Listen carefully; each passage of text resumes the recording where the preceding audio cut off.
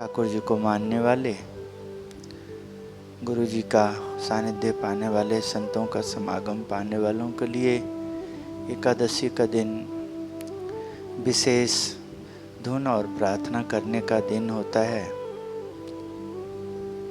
विशेष पुण्य की प्राप्ति होती है।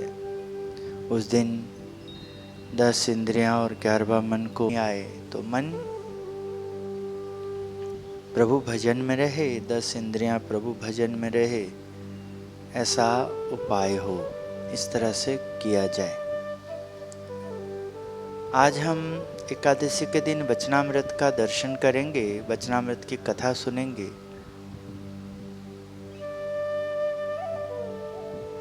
मन को जीतने का उपाय। ये जो वचनामृत है सारंगपुर की वचनामृत है। सारंगपुर के भक्तराज जीवा खाचर जी के यहाँ भगवान जो है वो ये कथा करी है मन को जीतने के ऊपर।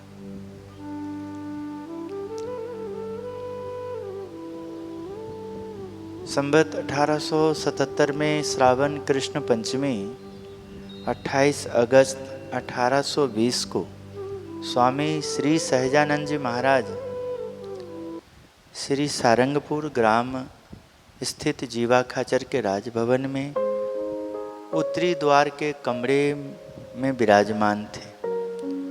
उन्होंने श्वेत वस्त्र धारण किए थे। उनके समक्ष सभा में मुनि तथा स्थान स्थान के हरिभगत बैठे हुए थे। तब महाराज ने बात करी है। भक्तराज जीवा खाचर के यहाँ भगवान प्रसन्न है, तभी वार्ता कर रहे हैं और वहाँ विराजमान उपस्थित ठाकुर जी का दर्शन कर रहे हैं। संतों हैं, भक्त हैं, मुनिजन हैं और प्रसंग भी बहुत अच्छा देखो दिया है। मन से ही सब दुखी होते हैं, मन से ही परेशान होते हैं और मन को कैसा जीता जाए, यह उपदेश है। प्रेरणा मिलेगी। संवाद सद्गुरु मुक्तानंद स्वामी जी निमित्त हो रहे हैं।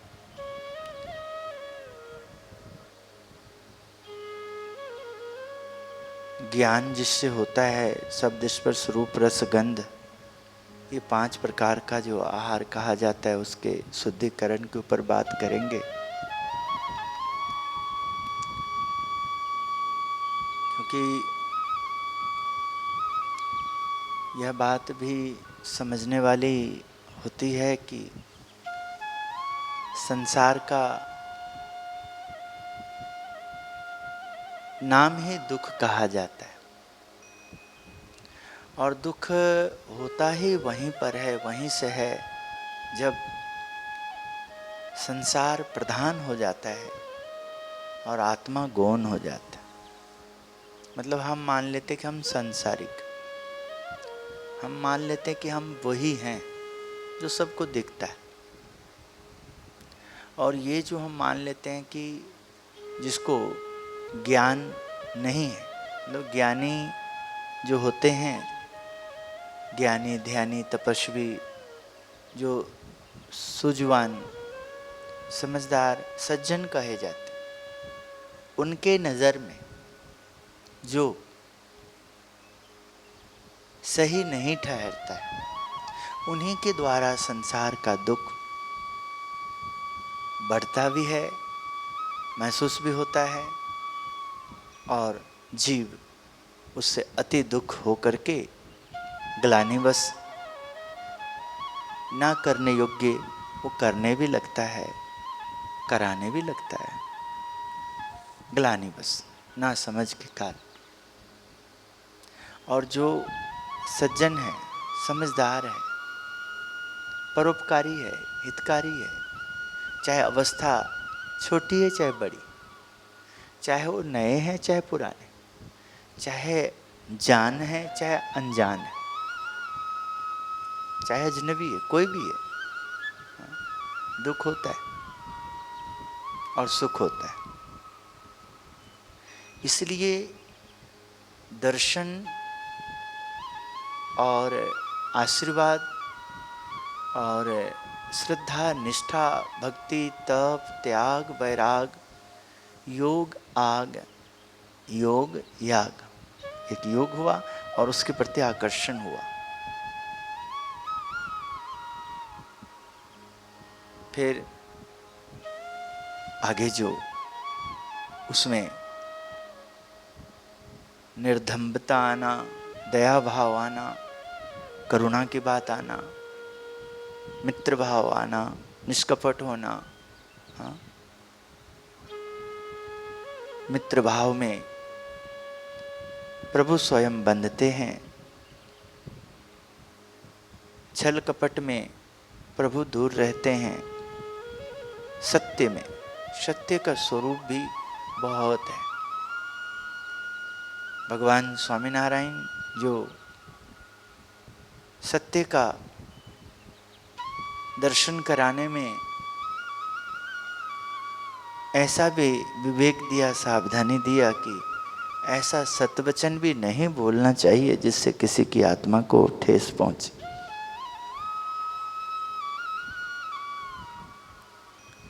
इसके साथ ही हमें सत्य को खोना भी नहीं, बस विवेक और युक्ति, इनमें धर्म आ जाएगा, अर्थ आ जाएगा, काम आ जाएगा और मोक्ष भी इसी में समा जाएगी। जिसका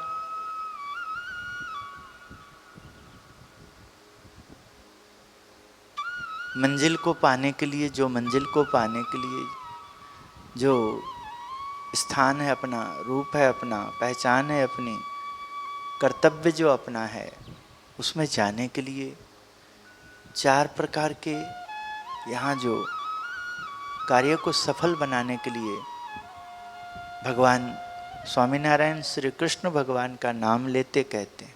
और हमारे गुरुदेव उत्तम स्वामी जी महाराज उसको व्यवहार में सरलता से समझाते।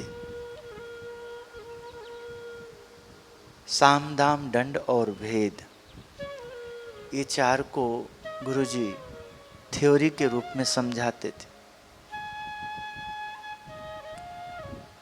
सफलता पाने के लिए इन चार को, चार द्वार के ऊपर सावधान रहें।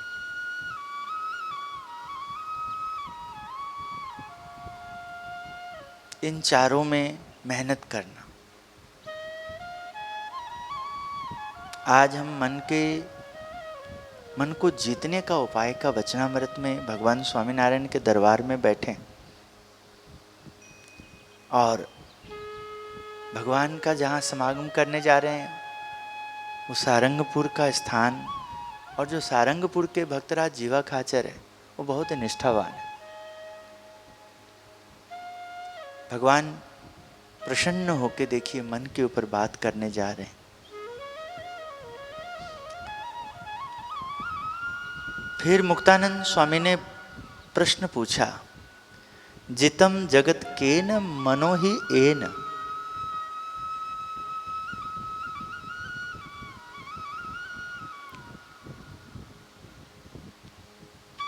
इस श्लोक में यह कहा गया है कि जिसने अपने मन को जीत लिया उसने समस्त जगत पर विजय प्राप्त कर ली।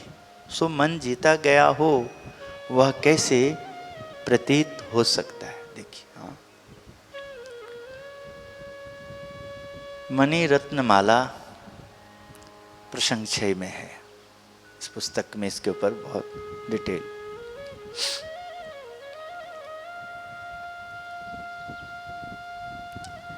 तब श्री जी महाराज बोले कि शब्द, स्पर्श, रूप, रस तथा गंध नामक 5 विषयों से जब इंद्रियां पीछे हट जाती हैं और किसी भी विषय को प्राप्त करने की इच्छा नहीं रह जाती, तब समस्त इंद्रियां बस में हो जाती है।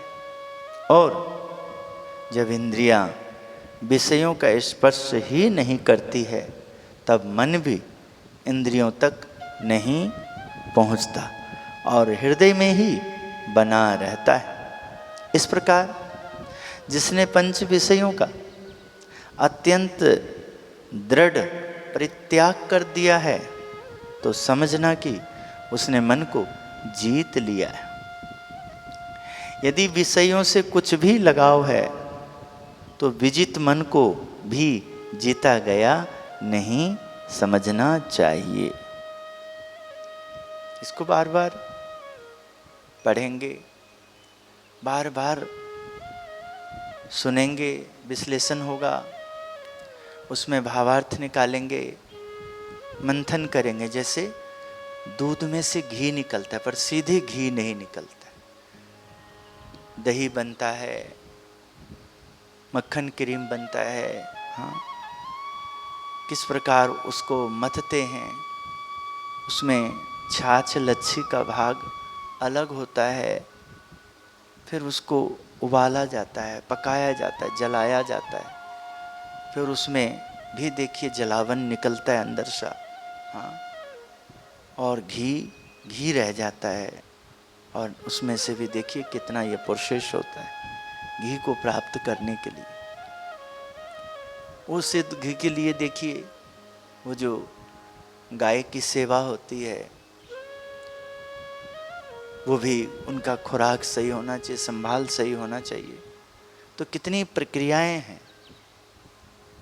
इसी प्रकार सत्संग भी, इसका ज्ञान हमने पाना है, रहस्य पाना है, तो सत्संग उसी के लिए करना चाहिए। सत्संग में गफलत नहीं रखना चाहिए। साइलेंट कर लो बेटा, हाँ मोबाइल को, अच्छा जाना।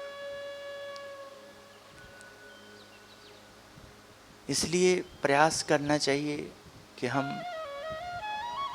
जितना देर भी हम ध्यान कर रहे हैं, पूजा कर रहे हैं, समागम कर रहे हैं, जो निर्धारित किया, प्रयास करें कि उसमें हम पूरा ध्यान लगाएं, पूरा एकाग्रता लाएं, उसका मंथन करें, उस पर विचार विमर्श करें। आज यहाँ समागम पा रहे हैं, बैठे हैं, कुछ लोग जुड़े हैं, कोई कार्यकर्ता के रूप में, तो देखा जाए कि उसके पीछे कितनी बलिदान भी दिया जाता है, कितनी तैयारी किया जाता है। जैसे एक माता पिता अपने संतान के लिए कर्ज लेता है, सोचता है कहाँ जाएं, क्या करें, ऐसे ही जो एक तो संगत है, उसके बाद इस सिस्टम को चलाने वाले जो कार्यकर्ता है, तो सिस्टम में महाराज के संतान की तरह वो कहलाते हैं, बाकी सब रिश्तेदारी की तरह कहलाते हैं। वहाँ वसुदेव कुटुंब का भाव आएगा। समाज है, सब अपने अपने, हाँ, जगह जगह। जैसे रिश्तेदारी भगवान के लगते थे, कौरव भी रिश्तेदारी में आते थे, किंतु पांडवों ने भगवान के ऊपर पूरा विश्वास किया था। पांडव भगवान से निष्कपट रहते थे, तो भगवान उनके हर एक बातों पे ध्यान देते थे। तभी किस प्रकार देखिए लक्षाग्रह से कैसे बचाया जाता है, कैसे देखिए कूटनीति का उपयोग किया जाता है, एक एक बातों पे भगवान ध्यान देते। तो कार्यकर्ता के ऊपर बहुत ध्यान दिया जाता है। हाँ, अभी एक दिन की बात है, सामने एक सेवक आए हैं, याद होगा कि किसी को देने की कोई तैयारी थी, पता लगा किसी सेवक को कोई बैंक वाले तंग कर रहे हैं, देखिए, तो तुरंत देखिए अपनी तैयारी छोड़ के उधर भेजना पड़ा। हाँ, तब जाके, हाँ, कोई भंडारा में सेवा करता है, कोई मंदिर के लिए लगातार लगा रहता है, नहीं तो वहाँ कहाँ कोई कमी रहती, कोई कहाँ पूछता है। जहाँ बहुत भीड़ होता है, बड़ी दुनिया होती,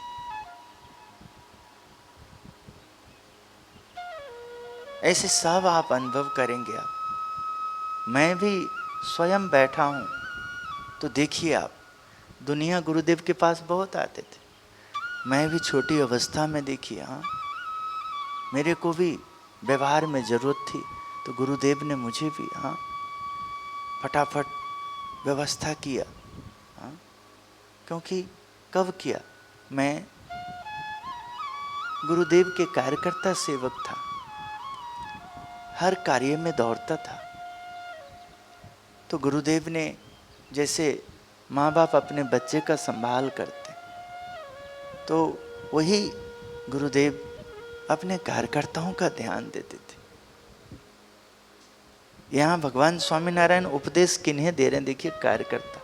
मुक्तानंद स्वामी कार्यकर्ता है, जीवा खाचर कार्यकर्ता है, निष्ठावान। इनके माध्यम से ग्रामवासी आ रहे हैं, उनके रिश्तेदार आ रहे हैं।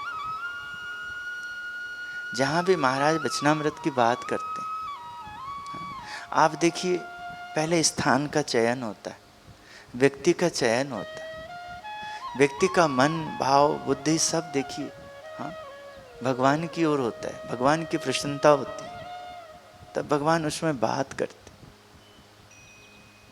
इसलिए आप देखेंगे कि प्रयास किया जाता है, प्रेरणा दिया जाता है कि जो नए लोग हैं उनको सत्संग में बुलाइए, सत्संग में ही बुलाइए, और उसके बाद आगे आना जाना कभी नहीं हुआ, थोड़ा सा मुलाकात करके सत्संग के प्रति उनको जागरूक करेंगे। तो उस दिन महापूजा की तैयारी है, भंडारा की तैयारी है, कीर्तन की तैयारी है, सब अपने यूनिफॉर्म में ड्यूटी दे रहे हैं, तो सीधे ही नए जीवों को प्रेरणा मिलेगा कि कैसे आरती करना, कैसे पूजा करना, कैसे बैठना, हाँ, कैसे समागम करना। और यदि ऐसा नहीं करते हैं तो जो लोग कार्यकर्ता नहीं, वो कार्यकर्ताओं में यदि बैठ जाते हैं तो उसी प्रकार हानि पहुंचता है, जिस प्रकार अमृत बांटने में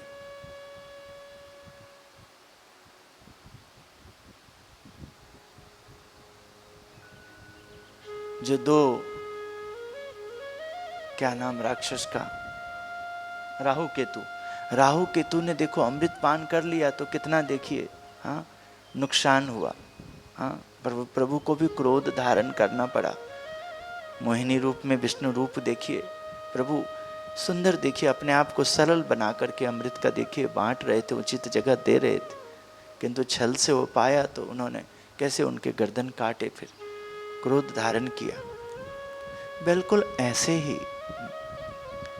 सत्संग का भी है, सत्संग में कुसंग निकलने का भी यही तरीका होता है कि जब ज्ञान की बात होगी, आत्मज्ञान की बात होगी, ज्ञान में ब्रह्म ज्ञान की बात होगी, संगत में पब्लिक में जो लोग हैं, हाँ, उनका जाना, और उनका आने से पहले जो उनमें जो, हाँ, पक्के निष्ठावान किस श्रेणी में है, वो कैसे देखिए तैयारी करते हैं, उनके जाने के बाद फिर संभाल करते, इन सब से देखिए पता लगता है सिस्टम का। तो इसलिए यहाँ गुरुदेव हमारे कहा करते थे, विवेक बिन भेख दुखिया। यदि विवेक नहीं रखेंगे तो भेख भी दुखी रहेगा। हम भेख हैं, भेख में हम, हमारा रूप हमारा व्यवहार भेख में, और यदि हमें विवेक वाला व्यवहार नहीं मिलेगा, हम नहीं आपके सामने विवेक से पेश आ पाएंगे, तो ना तो आप ठीक से समझ पाएंगे हमें, और ना हम आपको समझ पाएंगे, और आप साधु और असाधु में फर्क भी नहीं जान पाएंगे, संत और असंत में आप फर्क भी नहीं जान पाएंगे। गुरु और शिष्य का भी आपको संवाद करना नहीं आएगा, गुरु से कैसे व्यवहार करना, शिष्य से कैसे व्यवहार करना, भक्त और अभक्त का भी आपको ज्ञान नहीं होगा। साधु असाधु, संत असंत, भक्त, हाँ, अभक्त, संग और कुसंग, संग है और संग में कुसंग भी रहता है, सत्य है उसके पीछे असत्य भी है, दिवस है तो रात्रि भी है, दुख है सुख है, सुख है तो उसके पीछे दुख भी छुपा है, जन्म है तो मृत्यु भी साथ में आई हुई देखी, जय है तो पराजय भी साथ में देखी। गए हैं तो आना भी जरूरी होता है। रहना धर्म में ही होता है। शिष्य के पास ही, गुरु के पास ही, पत्नी के पास ही, पति के पास ही, संतान के पास ही, भक्त के पास ही भगवान का रहने का कहा जाता है। भाव में ही प्रभु भोग लगाने को कहा जाता है। श्रद्धावानम लभते ज्ञानम योगी नाम अमप्यते। यहाँ इन सब पे मेहनत नहीं करते हैं, तो जो मलाई है जब आता है तो जिसको नहीं खाना है वो खा जाते हैं। इसलिए हम बोलते हैं कि जब भी आप सवारी लेके चलो तो सावधान रहो, आलस नहीं होना चाहिए, सिस्टम में एकदम। इसलिए एकदम चौकन्ने रहो। जागता नर सदा सुखी कहा गया। मेहनत करोगे और छाछ पी करके दुबले पतले रहोगे, और छल कपट वाले आपका क्रीम मलाई का उपयोग करेगा। हाँ, क्योंकि दिखता है छल कपट वाले। हाँ, यहाँ विवेक है, समझदारी है। चौकन्ने रहो, सावधान रहो। ट्रेन इंतजार नहीं करेगी। हाँ, एक व्यक्ति का ट्रेन इंतजार नहीं करेगी। ट्रेन चलेगी तभी जब उसमें पायलट आएगा, लोको पायलट आएगा चलाने वाला। वो भी तभी चलाएगा जब उसे सिग्नल मिलेगा। सिग्नल भी वो तभी देता है जब आगे का रूट उनको तय हो जाता है, एकदम ठीक है। हाँ, सब सिस्टम है। परमात्मा का भी ज्ञान पाने का सिस्टम, ध्यान लगना भी एक सिस्टम, बुद्धि में आना भी एक सिस्टम है, नहीं टिकना ये भी असिस्टम है। मंत्र जाप कर लीजिए।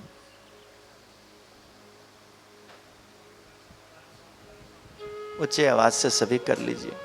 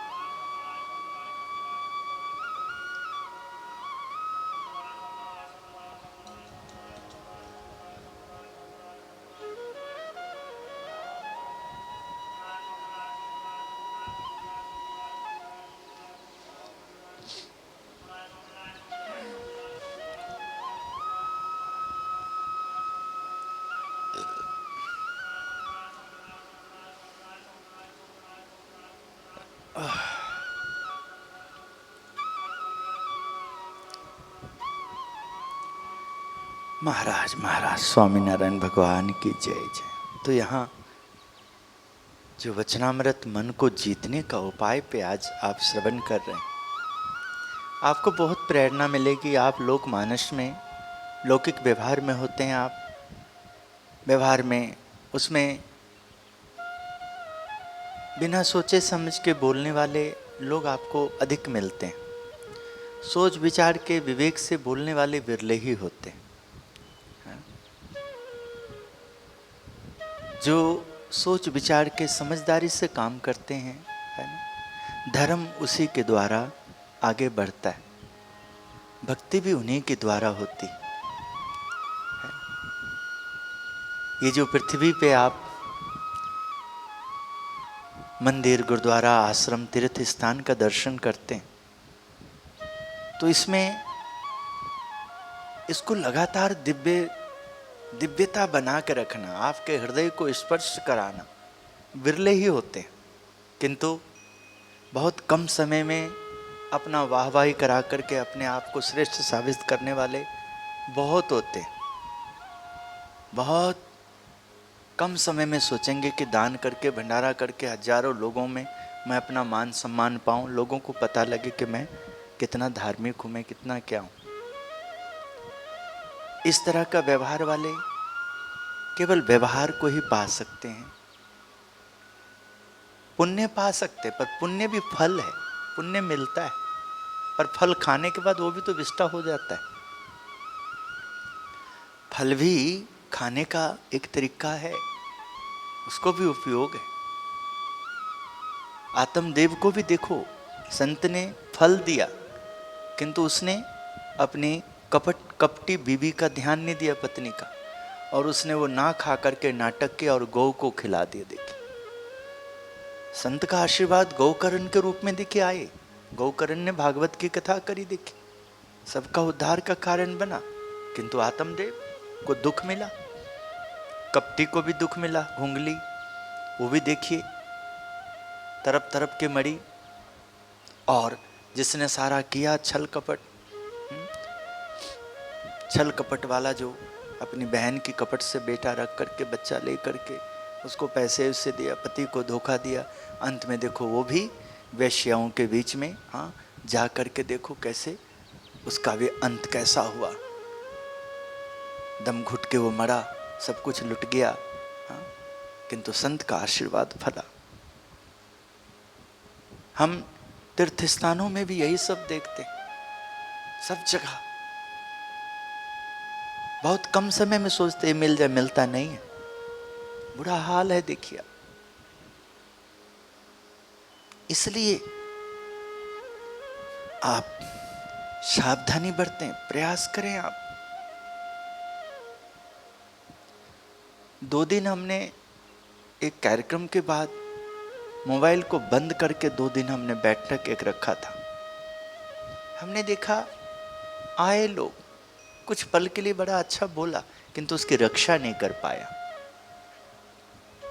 सब मोबाइल बंद रखेंगे, आप इतने से इतने भाग लेंगे, तो जैसे गुरु ऐसे संत ऐसे भक्त सबको एक जैसे ही जो देखता है, एक ही तराजू में तोलता है, क्या परख कर पाएगा बताइए। सोना भी पीला ही है और पित्तल भी पीला ही है, पर रेट में कितना फर्क। ऐसे ही गुरु भी इंसान है और शिष्य भी इंसान है, किंतु ज्ञान में कितना अंतर है। भक्त भी इंसान है और भक्त के श्रेणी में जो भक्त का व्यवहार नहीं करता तो अभक्त कहा जाता, वो भी इंसान है, किंतु व्यवहार में कितना फर्क है। बिल्कुल ज्ञान में यहां। फिर मुक्तानंद स्वामी ने पूछा कि विषयासक्ति की निवृत्ति का कारण वैराग्य है या परमेश्वर के प्रति प्रीति है। तब श्री जी महाराज बोले कि विषयासक्ति की निवृत्ति का एक कारण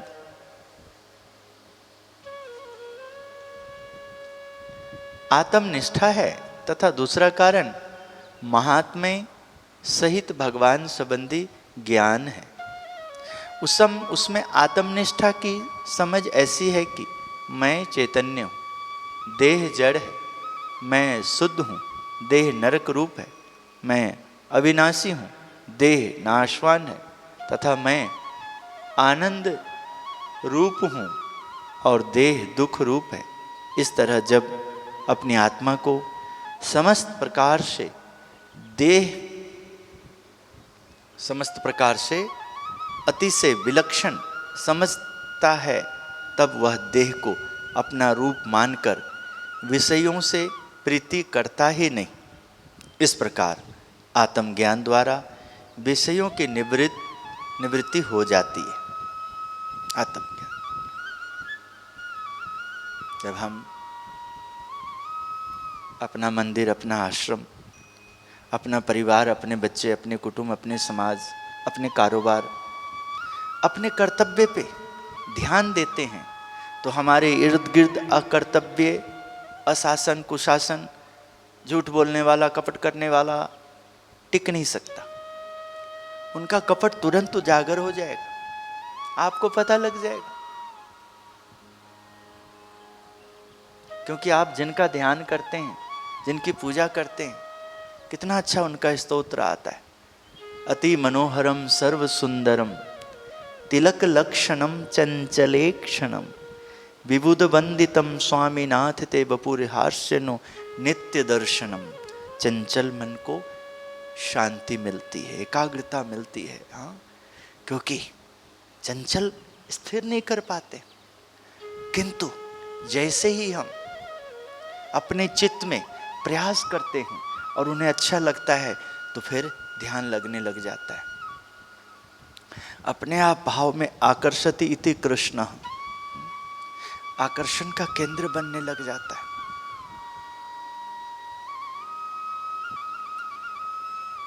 फिर जो नैमिषारण्य है, गंगा यमुना सरस्वती गोदावरी काशी मथुरा, कितना तीर्थ, दूर दूर सब तीर्थ है चहुं दिशाओं में। हाँ, फिर एक जगह वो दिखाने लग जाते हैं। 68 तीर्थ मारा संत न चरने, कोटि गया कोटि काशी रे, प्राण थकी मुने वैष्णव वाला, रात दिवस हृदय भानु रे। कैसा देखिए, हाँ, आकर्षित इति कृष्ण। किस प्रकार हमें पूरे ब्रह्मांड को, जैसे गणपति बापा ने माता पिता की परिक्रमा करी, हाँ, और पृथ्वी की परिक्रमा हो गई, और कार्तिकेय जी को किस प्रकार दौड़ रहे थे, किस प्रकार परेशान थे, खूब दौड़ रहे थे। मैं, और पहले तो लगा मैं अभिमान, किंतु जैसे ही देखो परिक्रमा हुआ, कैसे लगा कहीं वो पहुंच तो नहीं गया, कैसे शंका कुशंका होने लगा। हाँ, जैसे सत्य आता है, जैसे भक्ति आती है, धर्म आता है, कर्तव्य आता है, अपने आप, हाँ, आप अपने परिवार में, अपने बच्चों में, अपने संस्कार में, अपने गुरु में, अपने संत में, अपने धर्म में, अपने मानव जीवन में, जिसके लिए परमात्मा ने हमें मनुष्य बनाया है, उधर होने लग जाते हैं हम। अपने आप स्वस्वरूप का ध्यान होने लग जाता है। हाँ, हमें पता लग जाता है और हम उस हिसाब से अपना व्यवहार करते, और भगवान की महिमा को इस प्रकार समझे कि मैं आत्मा हूँ और मुझे जो प्रत्यक्ष भगवान मिले वे परमात्मा है। और गोलोक, वैकुंठ, श्वेतद्वीप, ब्रह्मपुर तथा अनंत कोटि ब्रह्मांडों के अधिपति जो ब्रह्मादि देव हैं, उन सबके स्वामी जो श्री पुरुषोत्तम भगवान हैं, वह मुझे प्रत्यक्ष रूप से प्राप्त हुए और वे मेरी आत्मा में भी निरंतर विराजमान है। और ऐसे भगवान का जो एक निमेष मात्र का दर्शन हो, उस पर अनंत कोटि ब्रह्मांडों के सभी विषय सुखों को निछावर करने पर भगवान के एक रोम में जितना आनंद समाया है, उतना आनंद अनंत कोटि ब्रह्मांडों के विषय सुखों को इकट्ठा करने पर भी उनके कोटि के एक भाग के बराबर भी नहीं होता। और भगवान के अक्षरधाम की तुलना में अन्य देवताओं के लोकों को मोक्ष धर्म में नरक तुल्य बताया गया है। ऐसे भगवान मुझे प्रकट रूप से मिले हैं, तब उन्हें छोड़कर नरक कुंड जैसे विषय सुखों की इच्छा मैं क्यों करूं, क्योंकि विषय सुख केवल दुख रूप ही है। हाँ?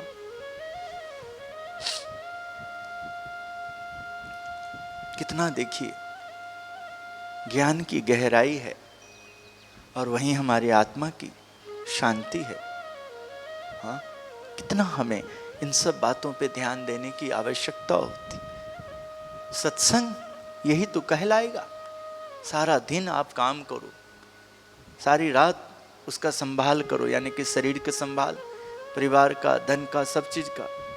दिन में उपार्जन करो और रात्रि में उसका संभाल करो। किंतु आत्मा यदि सही दिशा में ना हो तो बुद्धि कहाँ से सही आएगी हमें। हाँ, तो इसलिए आत्मा को भी उपार्जन की जरूरत है और आत्मा को भी विश्राम की जरूरत है। पूजा पाठ करते हैं, उपार्जन होता है, और उसके बाद सब समय उसका मनन होना विश्राम होता है। जैसे संत समागम में आप सुनते हैं, संत समागम कीजय हो निस दिन, संत समागम कीजय। यहाँ गुरुदेव क्या कहते थे? इसका मतलब ये नहीं कि सब कुछ छोड़ के समागम करते रहो, निश्चय में रखो, निस दिन ध्यान रखो, कर्तव्य करते हुए ध्यान रखो, मैं कौन हूँ, मैं क्या हूँ। इस प्रकार भगवान के महात्म को जानने से विषयासक्ति की निवृत्ति होती है। ऐसा जो आत्मज्ञान एवं परमात्मा का ज्ञान है उसके द्वारा जो वैराग्य प्रकट होता है, उस वैराग्य से समस्त विषय सुखों की वासना निवृत्त हो जाती है।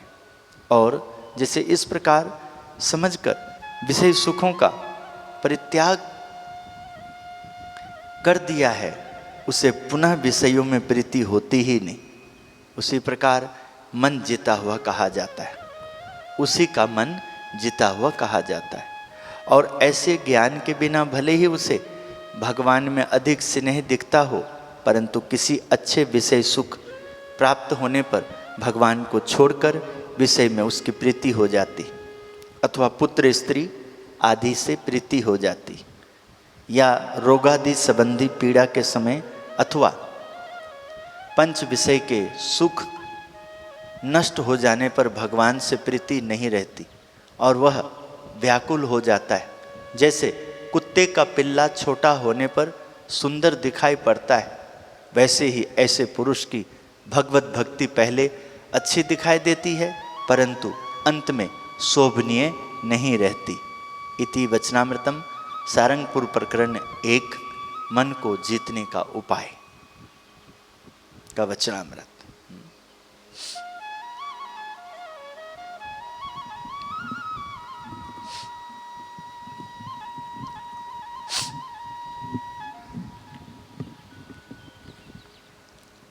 यहाँ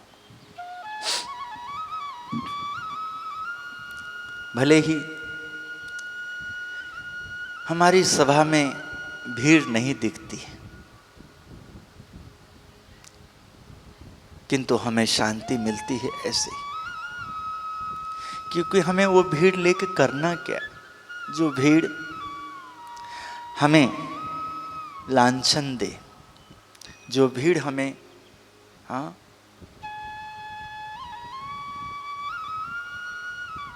संसार में, भवसागर में, भोग में, विलास में खिंचता हो, हमें परेशान करता हो, हमें जीने न दे, जो हमें, जिसके लिए हमने दीक्षा ही नहीं लिया है, जिसके लिए हमने गृह त्याग नहीं किया है,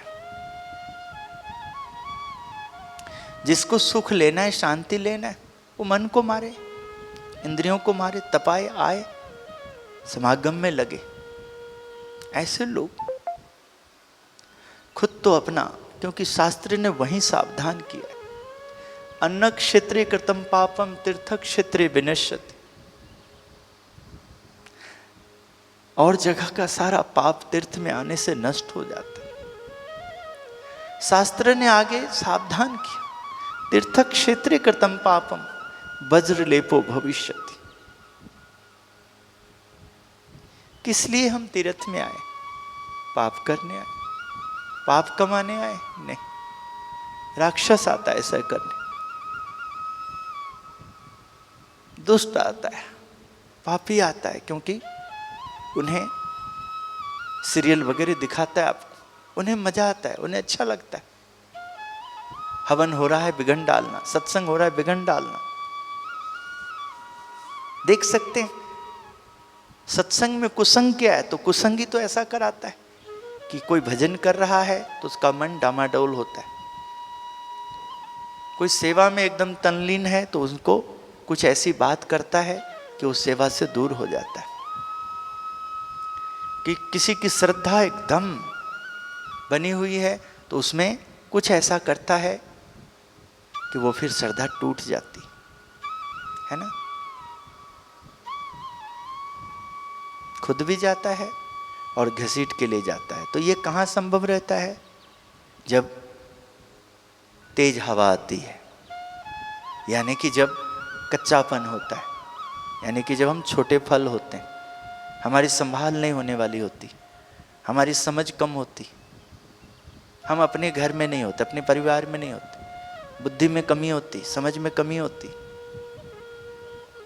जब समझ हो, बुद्धि हो, तो हम फल तो नहीं है, हम वृक्ष तो नहीं है, हम कोई टहनी नहीं, हम कुछ नहीं, हम तो इंसान हैं, बुद्धिमान है, बुद्धि हमारे पास, हम तो मजबूत दीवार को देख सकते हैं, हम ज्ञानी के पास जा सकते हैं, ध्यानी के पास जा सकते हैं, तपस्वी के पास जा सकते हैं, विशेषज्ञ के पास जा सकते हैं, क्योंकि सत्संग में हमें ज्ञान मिलता है। अनुभवी आनंद मां गोविंद गावे रे, जिसको अनुभव हुआ है उनके साथ यदि गोविंद का गुणगान करोगे तो गोविंद रक्षा करेगी आपको। जो मुक्तानंद जी भी कहते हैं, हरिजन ने घेर बैठा तीर्थ नित्य गोविंद गुण गावे रे। जो ऐसे जो समझदार व्यक्ति है प्रभु का गुणगान करता है, उसका स्थान तीर्थ रूप ले लेता है, और वो तीर्थ में संतों का आगमन होता है। संत सभा में श्री पुरुषोत्तम अखंड रहे अविनाशी रे।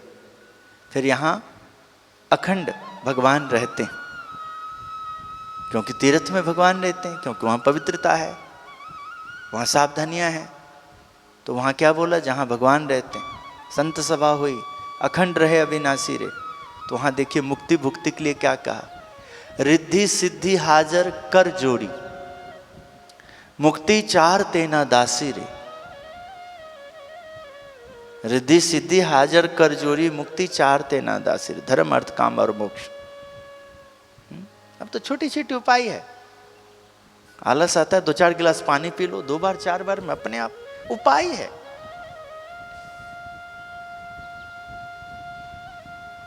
प्रैक्टिकली करने वाले इंसान के ऊपर भी मैं देखता हूं विश्वास नहीं। गुरु बना करके भी तो कैसे चलेगा, कैसे पार लगेगा? कौन कराएगा? शास्त्र अपने आप कराएगा? नहीं। तो क्या बोला? ये सब तो मिलता है, सहज है, हो रहा है, वो तो दिख ही रहा है। करना क्या है उसके लिए? मुक्तानंद जी ने कहा, हरि न जन मुक्ति नब मांगे, प्रभु संग प्रीत बंधानी रे। जो प्रभु का भक्त, जिनको सब कुछ तो मिल गया प्रभु के योग से, कृपा से, उनके योग से, तो उन्होंने प्रभु संग प्रीत बंधानी रे, कि कैसे प्रभु हमारे हो सकते हैं, हम प्रभु के हो सकते हैं, प्रभु हमारे ऊपर अपनी कृपा दृष्टि बनाकर रख सकते हैं। तो मुक्तानंद जी कहते हैं, मुक्तानंद नो नाथ नो महिमा लियो यथावत जानी रे। तो जो अपने इष्ट की महिमा है, आराध्य, उनकी यथावत, उसका जो महिमा है उस पे ध्यान देना, फोकस देना एकदम, तो अपने आप प्रीति बन जाएगी। तो भगवान स्वामीनारायण के चरणों में प्रार्थना, गुरु जी के चरणों में प्रार्थना। एकादशी के दिन आपने कथा सुनी, मन को जीतने का उपाय, भगवान आप सबको खूब बुद्धि बल दे, तेज दे, शक्ति प्रदान करें, सदा अपनी रक्षा दें, सदा आपके ऊपर अपनी कृपा दृष्टि बना कर रखें। एकादशी के दिन शुभ प्रार्थना के साथ श्रीपतिम श्रीधरम सर्वदेवीश्वरम भक्तिधर्मात्मजम वासुदेवम हरे माधवम केशवम कामदम कारणम स्वामीनारायणम नीलकंठम भजे। जय स्वामीनारायण।